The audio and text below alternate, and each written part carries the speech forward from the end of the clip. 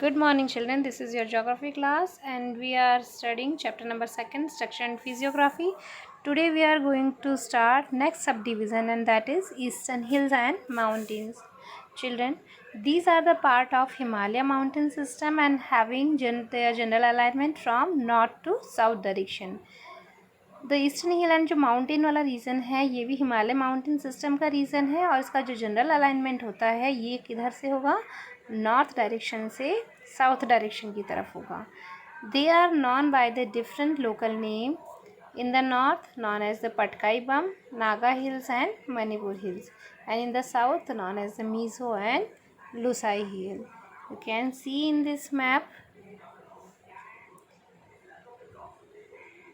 You can see in this map this is the region of eastern hills and mountain, and alignment of this region is from north to south direction. यहाँ पर आप ये देख रहे हैं ये जो डायरेक्शन हो रहा है ये डायरेक्शन कहाँ है, नॉर्थ से साउथ डायरेक्शन में. ये नॉर्थ से साउथ डायरेक्शन में. यहाँ ये जो आपको डार्क लाइंस दिख रही हैं ये लाइंस शो करती हैं माउंटेन रेंज को. जैसे यहाँ पर ये आपको डार्क लाइन दिख रही हैं, यहाँ पर ये आपको डार्क लाइंस दिख रही हैं, ये लाइंस दिख रही हैं, ये शो कर रही हैं माउंटेंस को, माउंटेंस की अलाइनमेंट को, माउंटेंस की रेंज को. और इसी रेंज में ये जो ईस्टर्न जो माउंटेन एंड हिल्स वाला जो रेंज है इसमें यहाँ पर इन पर्टिकुलर रीजन्स में जो हिल्स हैं उनको अलग अलग लोकली नेम दिए गए हैं. जैसे यहाँ पर इस रीजन में हिल को नेम दिया गया है पटकाई बम, यहाँ पर नागा हिल्स और यहाँ पर इनको दिया है मिजो हिल्स.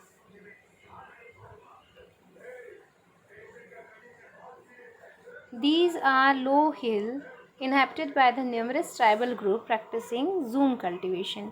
इस सीज़न में कई सारे ट्राइबल्स ग्रुप्स हुए होते हैं जो यहाँ पर रहते हैं और वो जूम कल्टीवेशन को प्रैक्टिस करते हैं. The Barak is an important river in the Manipur and Mizoram. Manipur और मिज़ोरम की इम्पॉर्टेंट रिवर बराक रिवर है.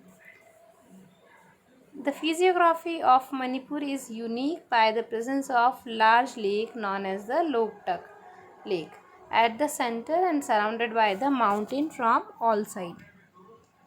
मणिपुर में एक रिवर है जो इसका यहाँ का यूनिक फीचर है और ये सेंटर में है लेक और इस लेक को चारों तरफ से माउंटेन ने सराउंडेड किया हुआ है. Mizoram is also known as the Molasses basin made up of the unconsolidated deposits. Most of the river of Nagaland form the tributary of the Brahmaputra river. Nagaland के जो मोस्ट रिवर हैं वो सभी ट्रिब्यूटरी फॉर्म करती हैं ब्रह्मपुत्रा की. Two river of Mizoram and Manipur are tributary of the Barak river. और यहाँ की दो रिवर हैं वो बराक की ट्रिब्यूटरी है. So this is all about the eastern hill and mountains. Now next subdivision, the north central plain. The northern plains.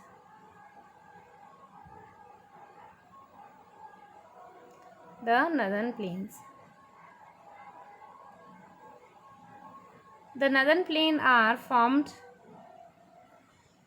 by alluvial deposits but by the rivers.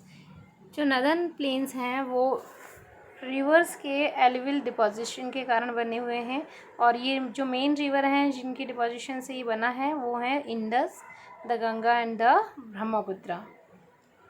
Extension of these plains 3000 kilometre from east to west. इस northern plain वाला जो reason है इसका extension 3000 kilometre है और इस extension का direction होगा east to west. And the average width of these plains varies between 150 to 300. और 150 to 300 क्या होती है, इनकी width होती है इस एक्सटेंशन की, इस प्लेन की.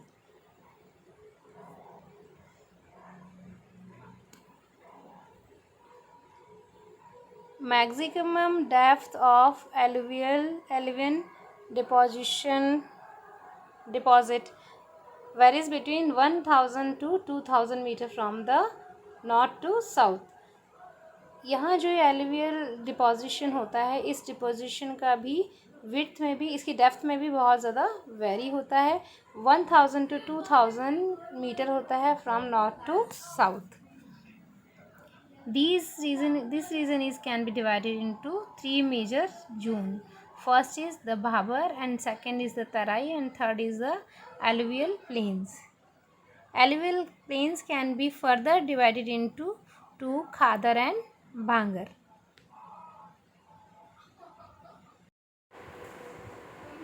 These can be divided into 3 major zones. First is Bhabar, second is Tarai, and third is the alluvial plains. Alluvial plains can be further divided into two groups, Khadar and Bhangar. Bhangar is the oldest soil, alluvial soil deposited by the river, and Khadar is a new and youngest deposition of the river, and it is Khadar is a more fertile than the Bhangar. Bhabar is a narrow belt ranging between 8 to 10 km parallel to the Shivalik foothills at the breakup of the slope. जो भाबर है ये बहुत narrow belt है 8 to 10 kilometres का, और ये Shivalik hills के parallel में है, उसकी फुट हिल्स के। The south of Bhabar is the Terai belt, और जो भाबर का साउथ वाला पार्ट है वो कौन सा होगा? तराई बेल्ट होगा, with an approximate width of 10 to 20 kilometre, और इसकी अप्रॉक्सीमेट विड्थ कितनी होगी? 10 to 20 किलोमीटर्स होगी। Where most of the stream and river reemerge without any properly demarcated channels, thereby creating marshy and swampy condition known as the तराई। यहाँ पर कई सारी streams और रिवर्स री इमर्ज होती है, कोई प्रॉपर उसका डिमार्केशन नहीं होता चैनल्स का, और ये बहुत ज़्यादा स्वैम्पी कंडीशन यहाँ पर क्रिएट कर देती हैं, और ऐसे ही रीज़न को क्या कहा जाता है? तराई वाला रीज़न कहा जाता है।